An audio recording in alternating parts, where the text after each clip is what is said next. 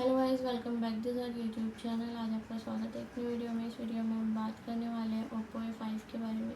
अगर आप भी ये फ़ोन यूज़ कर रहे हैं और आप भी इस फ़ोन में आपके फ़ोन में भी कीबोर्ड माइक जो है शो नहीं हो रहा है, तो इस प्रॉब्लम को आप कैसे सॉल्व कर सकते हैं, आज की वीडियो में ही बात करने वाले हैं। चलिए इस वीडियो को करते हैं स्टार्ट। सबसे पहले आपको फ़ोन को कर लेना है ओपन करेंगे। इस टाइप से इंटरफेस देखने को मिलेगा, बहुत सारे ऑप्शन देखने को मिल जाएंगे। इनमें से सेटिंग्स पर क्लिक करना है, सर्च पर क्लिक करना है।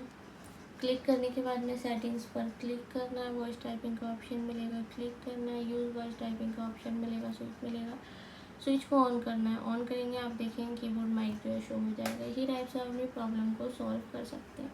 अगर आपको कोई भी ऐप से रिलेटेड, कोई भी फ़ोन से रिलेटेड कोई भी इन्फॉर्मेशन चाहिए, फिर कोई भी दिक्कत आती है, तो आप हमें कमेंट बॉक्स में कमेंट करके बता सकते हैं। हम आपकी प्रॉब्लम को ज़रूर सॉल्व करेंगे।